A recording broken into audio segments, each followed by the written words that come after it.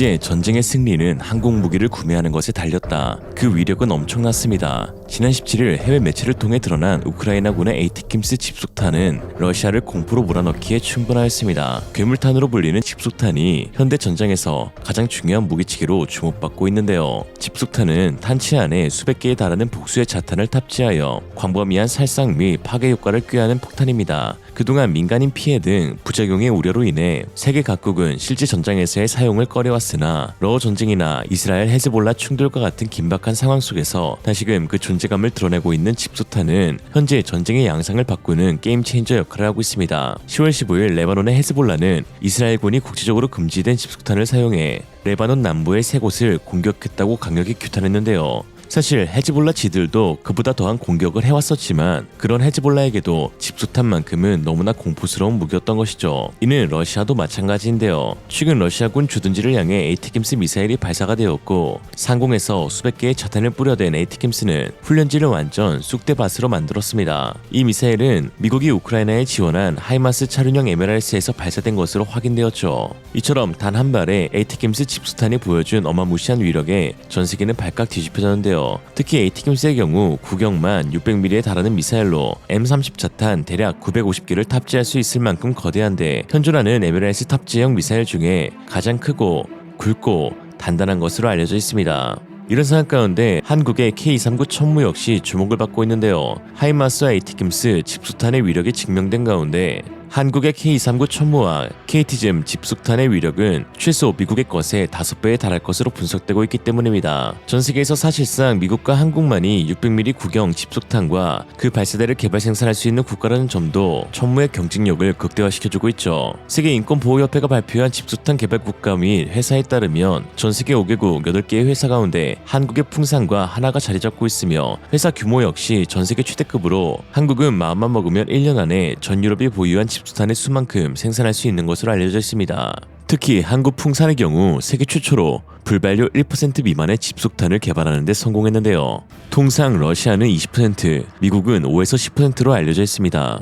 풍산은 신관의 불발률을 낮추고자 자탄의 형상을 개선하여 문제점들을 보완하였고 신형 DPICM 자탄을 개발한 이후 국내에서는 이를 테스트할 장소가 없어서 이스라엘 네게북 사막에 위치한 휴대막 구경 시험장까지 K9 자주포를 수송하여 사격 테스트를 실시하였습니다. 사격을 수행한 이후 하나하나 DPICM 자탄을 수거한 끝에 1% 미만의 불발률을 확인할 수 있었다고 하는데 이는 엄청난 성과에 해당합니다. 현재 포병과 대전차 탄약에 대한 관심이 매우 커진 상황에서 전세계 유일 수출이 가능한 집속탄 개발에 성공한 것이죠. 한국의 경우 이미 개발된 집소탄의 보유 목록만 해도 상당합니다. 천무의 경우 12발 장착 가능한 230mm 로켓과 2발이 장착 가능한 600mm 미사일 버전 모두 집소탄으로 사용이 가능합니다. 또한 K9 자주포와 이동식 곡사포에서 사용이 가능한 155mm K310 DPICM BB와 155mm KD515 람스 쥐레 살포탄, 전단 살포탄이 있고 여기에 현무 지대지 탄도미사일과 한화에서 라이센스를 생산하고 있는 K12258 항공폭탄 그리고 2016년 미국으로부터 수백 발 도입한 CBU-105 항공폭탄 마지막으로 대한민국 해군이 운용 중인 전술 지대지 유도무기인 해룡 전술함대지 유도탄도 집속탄으로 사용이 가능합니다. 한국이 집속탄 강국이 된 이유와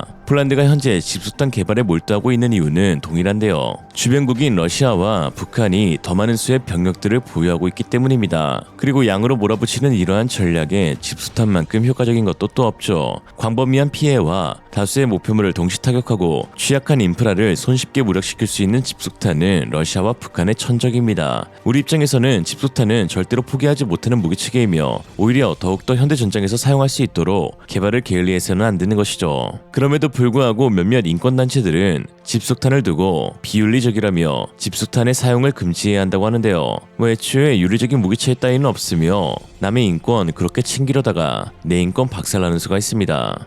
한편 최근 전세계 최고의 활약을 자랑하고 있는 한국 포병에 대한 충격적인 반전 소식이 전해져 화제가 되고 있습니다. K9과 K239 천무로 대표되고 있는 한국 포병의 실제 위력은 알려진 것보다 수배나 더 강하다고 하는데요. 그럼 자세한 소식 빠르게 한번 살펴보겠습니다. Let's get it. 한국 국방부는 포방부라고 불릴 만큼 대량의 예산을 포병의 전력 발전에 몰아넣어 포신 포병부대 중심의 지상군 화력 강화에 치중하고 있는데요. 이에 네티즌들은 화력에 미친 국가 한국, 움직이는 모든 것에 포를 달고 있다. 있다 라는 농담까지 하고 있는 상황입니다. 한국이 지닌 여러 화력체계 가운데 지상군 최대 화력을 자랑하는 무기가 바로 K-239 천무 다연장 로켓입니다. 122mm 로켓에서부터 600mm에 달하는 탄도미사일까지 발사가 가능한 그야말로 전장의 지배자인데요. 최근 러전을 통해서 전쟁의 신으로 등극한 155mm 자주포와 단순 비교했을 때에도 K-39의 범위당 화력은 무려 4.5배 우위에 있음이 확인되었습니다. 화력에 미친 국가 한국이 만들어낸 미친 화력체계 K-239는 현재 폴란드에도 수출되어 세계시장 정복에 기틀을 마련하였는데요. 특히 경쟁체계인 미국 로키드 마틴 하이마스 대비 2배에 달하는 화력과 4배에 달하는 로켓 미사일 운용 호환성으로 그 경쟁력을 확보하고 있습니다. 최근 폴란드 국방부에 따르면 지난 10일 4대의 천무 발사대가 폴란드 그드니아 항구에 도착했다고 하는데요. 지금까지 무려 46대의 발사대 모듈이 폴란드에 도착했으며 그 가운데 20개 정도의 모듈이 폴란드 엘치사의 트럭과 결합돼 호마르K로 탄생하였습니다. 오히려 트럭 생산이 늦어져서 호마르K 출고가 지연되고 있는 아이러니한 상황. 최근 호마르K의 조립치기를 맡는 후타스타볼라는 9개의 완제품을 부대로 배치하는 영상을 공개했습니다. 여기서 눈에 띄는 장면이 있었는데요. 그동안 제작된 호마르K와는 다른 도색이 적용되었다는 것입니다. 그동안의 호마르K에는 나토 단색인 짙은 초록색이 적용된 개체들이었는데 이번에 부대로 배송이 진행 중인 9대의 호마르K는 나토 3색, 녹색, 갈색, 검정색으로 구성된 카모플라주 위장 도색이 적용된 것입니다. 추후 밝혀진 사실로 그동안 폴란드 동남부 18기계화 사단에만 배치되기로 했던 호마르K가 동북부 16기계화 사단에도 배치되기로 하였고 이곳의 호마르K에는 나토 3색이 적용된다는 것을 알 수 있었는데요. 지난 2022년 한국과 방산계약을 체결했을 당시 폴란드 부하차크 국방부 장관은 폴란드 동남부 18기계화 사단 지역은 드넓은 평야지대로 이루어져 있어 전면전과 화력전에 능한 에이브람스 전차 그리고 K-239 호마르K를 배치할 것이며 폴란드 동북부 16기계화 사단은 강, 숲, 늪 등 험지로 이루어져 기동성에 초점을 둔 K2 전차와 하이마스를 배치할 것이라고 하였습니다. 하이마스는 경량화된 설계와 6x6 트럭 차대를 통해 기동성이 매우 뛰어난 것으로 알려져 있으며 애초에 태생부터가 C-130 수송기를 통해 실어 나를 수 있도록 전술적 유연성을 극대화한 무기체계였습니다. 일반적인 상식으로 호마르K는 8x8 차대를 사용하고 있으니 기동성 측면에서는 하이마스보다 다소 불리하다 할 수 있죠. 그렇다면 왜 폴란드군은 갑자기 계획을 변경하며 동북부 지역에도 호마르K를 배치한 것일까요? 여기에는 몇 가지 이유가 있는데 첫 번째로 2019년 계약을 체결한 하이마스의 납기가 지연되고 있기 때문입니다. 현재까지 고작 5대의 하이마스밖에 받지 못한 폴란드인데요. 반면 한국은 2년 만에 46대를 보냈는데 현지 트럭 생산보다 더 빨리 난감한 상황이죠. 또한 옐치사가 제작한 트럭의 성능이 나쁘지 않은 것도 그 이유 중 하나입니다.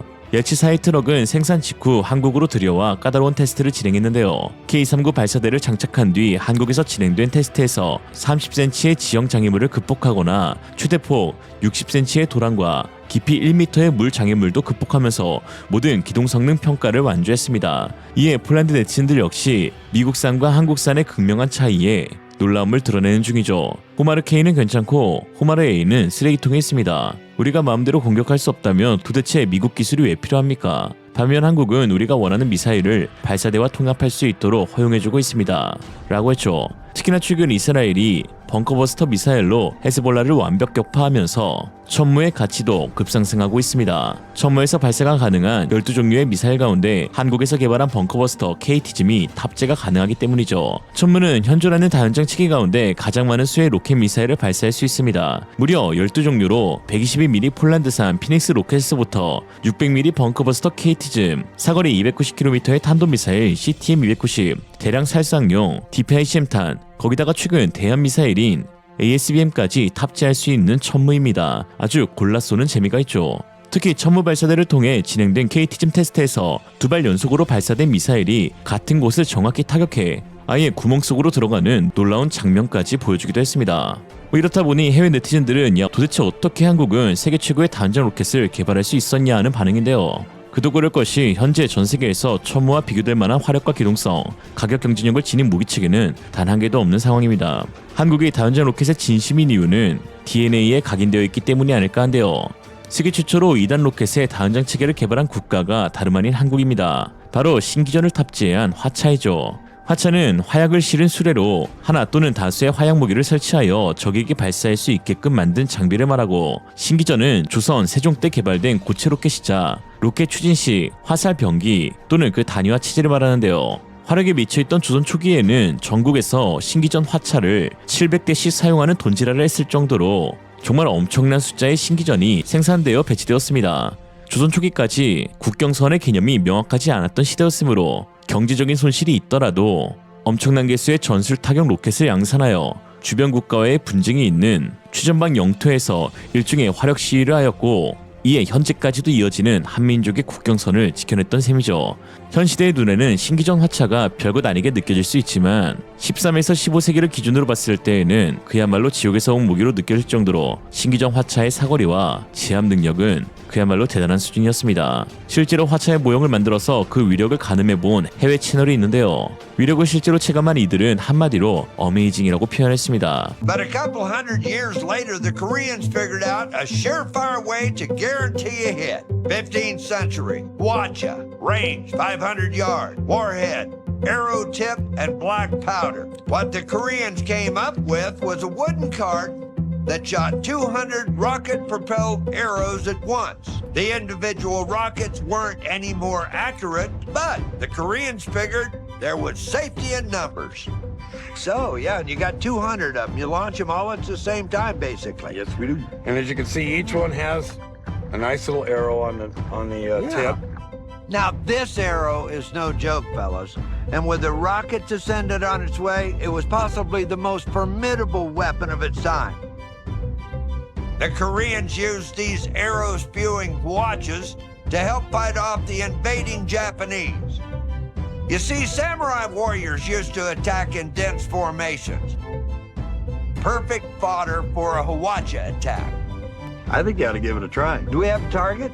We need to fight off an attack from some watermelon samurai and a few dozen balloon soldiers. Okay, fire in the hole, ladies and gentlemen. One smart design feature is that all 200 fuses are linked. Makes it easier to light than a birthday cake. Burn you? Nope. Okay. Here we go. There's the second two. There's the third. Oh! How'd you like to Now- have that raining down on you? That was worth every nickel of it right there. That was beautiful is what that was, wasn't it? But that is an awesome piece of machinery. Was that as good for you? It takes 10 seconds to fire off all 200 arrows. That's a big step up from the old Chinese one-hit wonders, the ones that hardly ever hit. 이를 본 해외 네티즌들은 다음과 같은 반응을 보였는데요. 한국 역사를 더 깊이 공부할수록 저는 점점 더 놀라운 사실을 발견합니다. 한국은 작은 거인입니다. 한국군 병사가 침략자에게 야 화차야 뭐하냐? 보여줘. 200발의 화살을 맞음. 나는 임진왜란에 대해 연구하고 있는 중인데 이 기계는 3,000명의 한국인이 3만 명의 일본 침략자들을 성공적으로 방어했던 행주 전투에서 언급되었다. 이 기계가 작동하는 모습을 보면 10배의 차이를 어느 정도 이해할 수 있다. 정확도가 놀랍지는 않더라도 한 사람이 200발의 화살을 발사할 수 있다는 사실만으로도 놀라운 효과를 발휘한다. 게다가 폭발하는 화살을 듣거나 보는 것은 매우 무서울 것이라고 확신한다. 화차는 모듈화된 무기이다. 상단의 상자를 분리하고 사용하지 않는 상자로 교체하기만 하면 로켓 포드를 빠르게 재장전할 수 있다. 로켓 모듈 상자 대신 다중 배럴 기관총 모듈을 부착할 수도 있다. 수백 발의 총알이 연속해서 발사된다. 또한 방어 목적으로 창과 방패와 같은 추가 모듈이 많이 있다. 한국인들은 탄도학에 대한 지식을 이해하고 있었습니다. 조준 시스템이 존재하고 각도와 발사거리가 표시되었습니다. 기본 상태에서는 43도의 각도를 형성하여 실제 발사체의 최대 거리를 던지게 됩니다. 그래서 한국인들은 최초의 화살 기관총을 발명했습니다. 라고 했죠. 이해할 수 없을 정도로 화력에 집착하는 한국. 왜 그럴까 싶다가도 눈들어 위아래 좌우 옆을 살펴보니 이해가 될 만합니다. 화력으로 박살낼 놈들만 있으니까요. 역사적으로 중국, 일본 그리고 러시아와 같은 강대국 사이에 위치해 있어 항상 외부의 군사적 위협에 직면해온 한국. 거기다 1950년 한국전쟁은 한국이 화력의 중요성을 절실히 깨닫는 중요한 계기가 되었는데 기갑 장비의 화력은 전쟁 승패에 결정적인 역할을 했죠. 한국은 주변국의 군사적 위협이 고조될 때마다 강력한 화력 체계를 강화해 왔습니다. 지난 수십 년간 첨단 군사 기술을 발전시키며 체계적으로 강력한 화력 무기를 개발해왔죠. 한마디로 살려다 보니 강해졌다랄까 이런 말도 있잖아요. 살아남았다는 건 강하다는 거. 오늘의 한 줄 평. 화력이 한국에게 미치는 영향. 조선시대 화력이 부족해. 6.25 탱크. 현재 화력이 부족해. 아무튼 부족해. 최근 유럽에서 공개된 사진 한 장에 러시아가 발칵 뒤집혀졌습니다. 바로 에스토니아 방위군이 공개한 K9 자주포 훈련 사진이었는데요. 평범해 보이는 사진이었으나 여기에는 한 가지 반전이 있었습니다. 바로 폴란드가 한국으로부터 인도받은 K9을 에스토니아까지 이동시켜 첫 번째 합동 K9 연합훈련을 실시한 것입니다. 에스토니아군이 운용 중인 K9에는 나토 3색 도색이 적용되어 있었고 폴란드군이 운용 중인 K9은 한국에서 사용하는 지렁이 도색이 그대로 적용되어 사용되었습니다. 처음으로 연합훈련에 참가한 에스토니아 피에디우크 대령은 K9이라는 공통의 우수한 무기체계로 연합하여 훈련한다는 것은 양국에 끼치는 긍정적인 영향이 상당하며 각각의 독자적인 군사체계와 기술을 공유할 수 있고 유사시 K9의 호환 운용도 고려해볼 수 있다라고 했습니다. 특히 지난 8월에는 육군 국제과정 K9 자주포 교육이 실시되면서 폴란드, 호주, 이집트, 한국 포병대대가 한자리에 모이는 이색적인 광경이 펼쳐졌는데요. 각국 대원들은 장비 조작법 이상의 응급조치, 직사사격 방법, 수동포 방열법 등을 철저하게 배워갔습니다. K9이 아니었다면 4개국이 한자리에 모여서 연합하여 훈련할 자리는 아마 만들어지기 어려웠겠죠. 내년 상반기에는 K9 과정에 K2 전차 운용법 과정까지 개설되어 여기에 터키와 카타르, 루마니아가 참가할 의사를 밝혔습니다. 폴란드와 에스토니아의 연합훈련을 통해 K9의 우수성이 더욱 부각되고 있는 현재인데요. 지금까지 약 1300여 대 이상 수출되어 세계시장 점유율 70%, 세계 1위 베스트셀러 자주포가 된 K9은 특히 동북부 유럽에 대거 수출되어 반러시아 핵심 화력체계로 자리 잡았습니다. 이를 K9 벨트로 부르기도 하는데요. 앞으로 예정된 추가 구매권을 합치면 총 2000문이 넘는 수량이 전세계 각지에서 사용될 예정입니다. 그리고 이는 향후 K9의 성능에 지대한 영향을 끼치게 되는 것이죠. 안정적인 수급과 운용을 통해 앞으로 지속적인 화력 강화가 가능하다는 측면이 있는데요. 노르웨이 콩스버그 정밀 유도 포탄, 핀란드 남모 램제트 추진탄, 미국 레이시온 에스칼리버 등이 개발된 이후 각국이 운용 중인 K9에 실려 발사 테스트가 진행되고 있습니다. 노르웨이와 핀란드 모두 K9을 운용 중에 있으며 전세계 최대라는 것은 결국 그 기준을 정할 수 있는 자주포라는 것을 의미하니까요. 이에 새로운 개량탄이 개발되면 K9의 화력은 자연스럽게 증가되는 것입니다.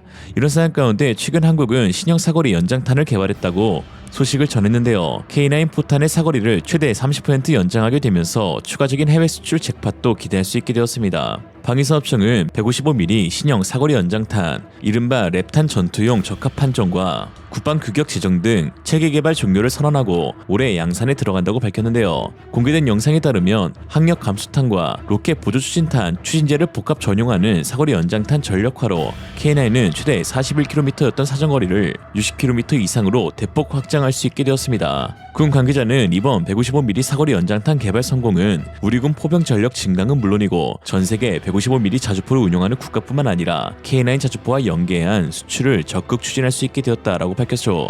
즉 한마디로 K9 전용 사거리 연장탄의 성공적인 개발은 전 세계 K9 2,000문에서 모두 사용이 가능하다는 이야기인데요. 반대로 말하면 세계 유수의 포탄 제조업체들이 개발하는 포탄 역시 K9에서 가장 사용 적합하게 개발된다는 것입니다. 북한도 이를 알고 있어서 그런지 최근 의미심장한 행동들이 포착되었는데요. 무인기 소동의 주체를 두고 연일 공방을 이어갔던 북한은 최근 경의선과 동해선 도로에 가림막을 설치해놓고 그 뒤에서 도로를 폭파하기 위한 준비 작업을 하는 것이 식별되었습니다. 사실상 육로를 완전히 끊어놓겠다는 것인데요. 일각에서는 북한이 진짜 전쟁을 준비하는 것이 아니냐 하지만 사실 대부분의 군사 전문가들은 오히려 그 반대로 북한이 심리적으로 상당히 고립되어 있는 상황이라면서 한국군이 북진을 하지 못하도록 입구를 셀프 폭파시킨 것이라는 분석입니다. 특히 이는 한국군의 화력체계인 K9 자주포와 K2 전차로 중무장한 전세계 최고의 위력을 자랑하는 제7기동군단의 북진을 막는 예행연습이었던 것으로 보이는데요. 7기동군단은 대한민국에 존재하는 유일한 기동군단으로 전세계 최고의 육군 기동 엘리트 군단이라 칭해도 과언이 아닐 정도인 모든 육상 현대적 전술을 구사할 수 있는 군단입니다. 유사시에 북한이 만약 남침을 개시하면 주둔지에서 조금씩 물러서 예비군의 보충을 받으며 공세를 격파하는 여타 다른 군단들과 달리 개전 즉시 주둔지를 떠나 북으로 진격하여 본격적인 기동전을 펼치는 것을 상정하고 있는 군단인데요. 이 때문에 하고 있는 훈련도 대부분 기동전에 관한 것이며 방어 작전도 거의 하지 않습니다. 즉 사실상 공격에만 몰빵한 군단이며 경례 9후부터 북진으로 김정은이 가장 두려워하는 부대로 알려져 있습니다. 공격밖에 모르는 군단이니 소규모일 것이라 생각하신다면 경기도 오산인데요.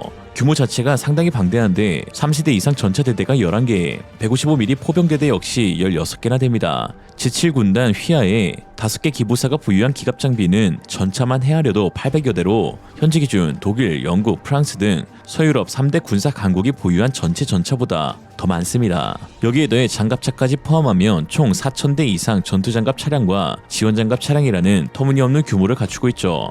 더구나 천무다연장 로켓 K9과 같은 기계와 기동화 포병 장비들 또한 이 군단의 예하 포병 제대들에 우선 배치되어 있어 육군 군단 중 가장 화력이 강한 군단으로 평가받기도 합니다. 이에 북한은 7기동군단의 북진 루트인 경의선 동해선을 폭파시키는 예행 연습과 함께 북한 국경선 부근 포병부대에 사격 준비 태세를 지시한 것인데요. 통신에 따르면 북한 국방성 대변인은 수도 평양에 대한 대한민국 중대 주권 침해 도발 행위로 일촉즉발의 엄중한 군사적 긴장 사태가 조성되고 있다며 국경선 부근의 포병연합 부대들과 중요 화력 임무가 부과된 부대들의 완전 사격 준비 태세를 갖추라는 총참모부 작전 예비 지시가 12일 하달됐다라고 밝혔습니다. 잔뜩 졸아있는 북한을 볼 수가 있죠. K9 저주포와 K2 전차가 지금도 전 세계에 수출되며 앞으로도 꾸준한 성능 개량과 포탄 업그레이드가 예정되어 있는 반면 북한은 개량은 무슨 현재의 것을 유지하기도 어려운 상황입니다. 152mm 포탄의 경우 생산되자마자 러시아로 향하는 중으로 북한의 비축 물량도 상당히 부족하죠. 그러나 한국은 차고 넘치는 자국 물량뿐만 아니라 부족한 품목에 대해서는 서방 진영의 우방국들에게서 편안하게 도입할 수 있는데요. 최근 북한을 불안하게 만든 것도 이 부분입니다. 한국이 절충교역으로 사들인 폴란드의 자폭형 무인 드론이 북한의 심기를 건드린 것이죠. 폴란드 무인기는 우크라이나 전쟁에서 러시아군 무기 정밀 타격 등에 꾸준히 사용돼 실제 전쟁에서 작전 수행 능력까지 검증된 무기입니다. 생산 물량 90%가 우크라이나에 팔려 검증이 되어서 그런지 몰라도 한국군이 도입을 발표한 이후 중국에서는 PLZ-05 자주포와 VTO 전차에 자폭 드론 방지용 철제 장갑을 두른 모습을 공개하기도 했죠. 이런 상황 가운데 최근 북한의 발사 조치를 알 수 없는 무인기가 김정은과 그딸 김주애를 저격하는 선전문을 퍼뜨린 사건도 충격을 주고 있습니다.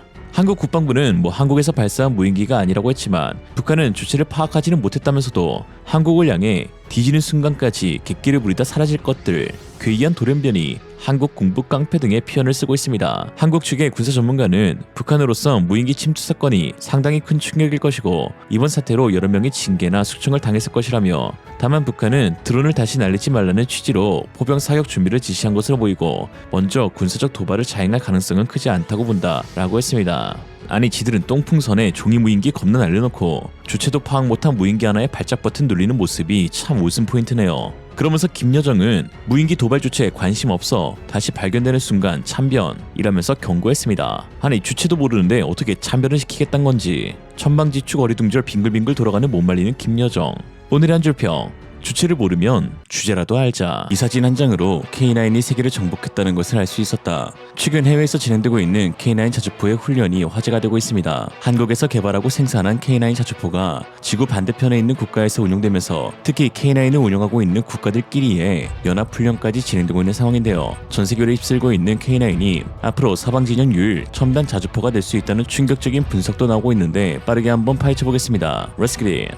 지난 10일 폴란드 육군은 에스토니아와의 연합훈련 사진을 공개했습니다. 단순한 연합훈련이 아닌 폴란드와 에스토니아가 운영하고 있는 K9 자주포로 진행된 훈련이었는데요. 폴란드 16기계화 사단의 마수리아 제1포병여단과 에스토니아 제4포병연대는 각각 한국으로부터 도입한 K9을 가져와 실제 사격까지 진행하면서 K9 향후회를 성공적으로 마쳤습니다. 모르긴 몰라도 화력 하나는 끝내주는 향후회. 특히 공개된 사진을 통해 폴란드와 에스토니아 포병들의 K9에 대한 애정도 엿볼 수 있었는데요. 청록색 군복을 입은 폴란드 군인들이 K9의 K를 만들었고 밝은 녹색의 군복을 입은 에스토니아 군인들이 K9의 9을 만들어서 오늘 연합훈련이 오직 K9 하나만을 위한 자리였음을 밝혔습니다. 한국과 8,000km 떨어져 있는 두 국가에서 한국의 K9을 가지고 함께 K9만을 위한 훈련을 한다는 것이 상당히 이례적인데 사실 K9의 경우 전 세계 10개국에서 운용되고 있으며 특히 10개국 가운데 6개국이 나토 회원국일 정도로 많은 사랑을 받고 있습니다. 최근에는 또 다른 나토 회원국인 로마니아와 1.4조 원의 계약을 체결했는데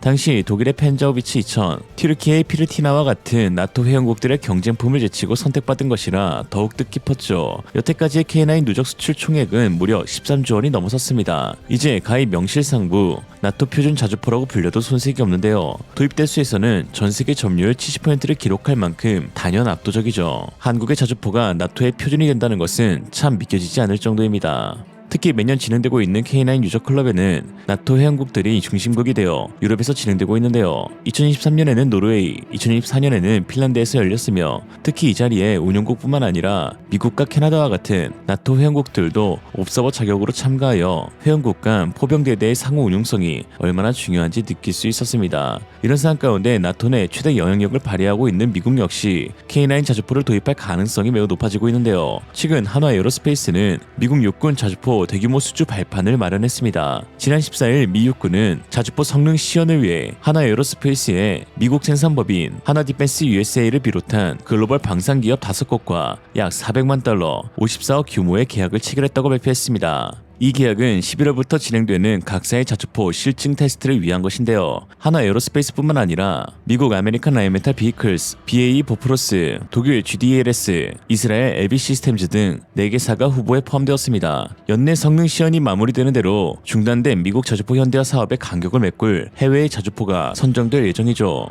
특히 K9 자주포의 경우 다른 한국산 무기체계와 달리 성능뿐만 아니라 정치 외교적 측면에서도 미국 수출 시 상당히 강점이 있는데요. 바로 나토 회원국들이 가장 많이 운용하고 있는 자주포이기 때문입니다. 특히 최근 미국 해병대가 개최하는 버마체이스 24 훈련에서 노르웨이군은 사상 처음으로 K9 비다르를 미국까지 수송하여 직접 훈련에 투입, K9 자주포의 성능을 해외 동맹국들 앞에서 선보였습니다. 버마체이스는 미 해병대가 주도하는 연례 다자간 훈련으로 북대서양 조약기구 동맹국과 함께 지상 및 공중 화력, 보병 전술 및 해군 포격의 통합에 대한 훈련을 진행하는데 노스캐롤라이나주 캠프 르전에서 진행되며 참여하는 나토 동맹국에는 노르웨이, 스웨덴, 네덜란드, 프랑스, 영국, 핀란드가 있습니다. 그리고 이번 2024 버마체이스 24 훈련에서는 처음으로 K9 비다르 자주포가 유일하게 자주포로 참가하여 두각을 나타내었습니다. 노르웨이 K9은 고성능과 장거리 사격 능력을 바탕으로 나토 동맹국들과의 협력에서 중요한 역할을 했는데요. 다른 국가들은 주로 다양한 형태의 보병 전술 및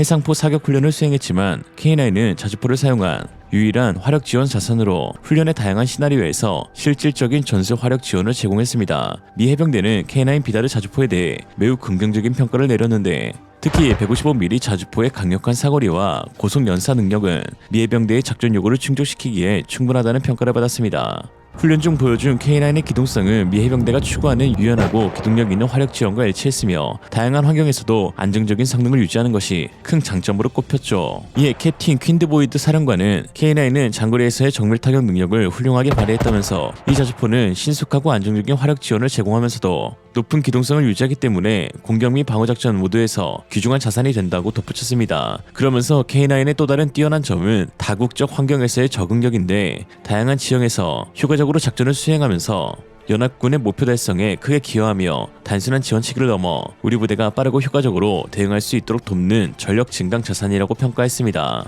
Camp Lejeune Marines with the 2nd Marine Expeditionary Force welcomed Finland, France, Sweden, Norway, the United Kingdom, and the Netherlands for their Burmese chase training. On your side's Claire Curry joins us live from Camp Lejeune tonight with more on the exercise and what it's like working with our European partners. Claire. 6 NATO allies have spent the last 5 weeks with Marines working to support one another. When your guys come over to Norway for the winter training, for your guys to come over to us and be able to trust us as the instructors to survive in wintertime, and for us to come over here and do live fire exercise with live rounds with the Americans, with the allies. Using 81mm mortars and the 155mm howitzer system. So it's not just a single country working with the United States, it's all the countries kind of meshing together and working on the different tactics and procedures and kind of having all those systems to be interoperable. Commander Bård Carlson and his men are here from Norway. He says the training is important to see what their strengths and weaknesses are together. It's also important for the different countries to learn something from one another. This allows them to have a tight cooperation. It's a swap. You guys have more warm climate than we have, so you have something to teach us there, and then again we have something to teach you guys regarding cold weather operations. So we meet together more than many times during the year. So for me personally, it's a bit like coming back home, being together with the 2nd Anglico and 10th Marines here, because we have such a tight, good cooperation. 노르웨이 포병이 K9 자주포를 통해서 멋지게 훈련을 진행하는 동안 뒤에서 부러움의 시선으로 바라보고 있는 미 해병대의 모습이 포착되었는데요. 미 해병대의 경우 현재 궤도형 자주포를 보유하고 있지 못하고 있습니다. 주로 견인식 곡사포와 박격포를 사용하고 있는데요. 대표적인 곡사포로는 M777 155mm 곡사포이며 81mm 및 120mm 박격포가 유일한 포병 자산입니다. 미국은 그동안 여러 정치적 기술적 문제로 인해 포병 체계의 개량이 미루어지면서 현대화가 빠르게 진행되지 못했습니다. 특히 에르카 사업은 2018년에 시작되어 155mm 포탄을 기존보다 훨씬 멀리 발사할 수 있는 시스템을 개발하는 것을 목표로 하였는데요. 60년 넘게 39구경을 사용하고 있는 팔라딘 자주포에서 갑자기 확 늘려 무려 58구경 포신을 장착해 70km 이상의 사거리를 구현하려 했었죠. 그러나 너무 퀀텀 점프였던 것일까요? 여러 테스트 과정에서 기술적인 문제들이 발생했습니다. 주요 문제로는 비교적 적은 발사 횟수에도 불구하고 포신에 심각한 마모가 관철되었고, 이 국방부는 제주사인 BA 시스템이 이를 해결하지 못할 것이라 판단하여 결국 2024년 이 사업이 공식적으로 중단되었습니다. 그리고 하나 에어로스페이스는 에르카 사업 중단으로 발생한 공백을 K9 썬더 자주포로 채우겠다고 제언하고 있는 것이죠. 특히 미국이 개발한 사거리 연장탄인 엑스칼리버를 노르웨이군이 운영하고 있는 K9 비다르로 시연하는 테스트가 성공적으로 진행된 점도 K9의 미국 진출 가능성을 높여주고 있습니다. K9에서 발사된 엑스칼리버는 지점 폭발 모드에서 1m 미만의 CEP로 목표물을 파괴했고, 다른 하나는 폭발 높이 모드에서 목표물을 불과 5m 높이에서 폭발하여 파괴했습니다. 물론 미국이 엑스칼리버를 노르웨이군에 수출하기 위해서인 측면도 있었지만 나토 표준 자주포로 자리잡은 K9이기에 나토 최대 지분을 갖고 있는 미국이 관심을 갖는 것도 전혀 이상한 일이 아닙니다. 미국의 나토 내 지분은 예산 지원 분야에서 22%를 차지하고 있으며 이는 나토 회원국 중 가장 큰 비율입니다. 군사적 기여는 비교할 수도 없을 만큼 압도적인 역할을 하죠. 즉 나토에서 자주 쓰는 무기는 무엇보다도 곧 미국과의 호환성이 가장 중요하다고 할 수 있습니다. 그리고 여기서 한국의 K9 자주포가 가장 높은 호환성을 지니고 있는 것이죠. 한국은 나토는 아니어도 나토의 주요 방산 무기 셀링 국가로 자리 잡았습니다. 다행인 것은 미국 역시 한국을 경쟁국이 아닌 우호적 협력국으로 바라보고 있다는 것인데요. 미 국무부 대변인은 긴박한 수요를 맞추기 위해서는 공동 생산 능력을 늘리는 것이 중요하며 효율성을 높이고 글로벌 생산을 확대하며 낮은 비용으로 생산 품질을 유지할 수 있는 창의적 방법을 찾기 위해 한국을 포함한 유럽연합, 나토 및 기타 글로벌 파트너와 긴밀히 협력하는 것이 중요하다고 강조했습니다. 러시아는 북한 군인들까지 데려다가 방패막이로 사용하고 있는 형국이니 나토의 군사력 증진을 위해서 한국이 무기를 팔아주기만 한다면 고마운 상황이죠. 오늘 한 줄 평, 그래도 솔직히 K9이 나토 표준은 아니다. 지구 표준이다. 이상으로 리얼리즘이었습니다. 여러분의 생각은 어떠신가요? 현명하고 지혜로운 여러분의 의견을 지금 댓글에 남겨주세요. 감사합니다.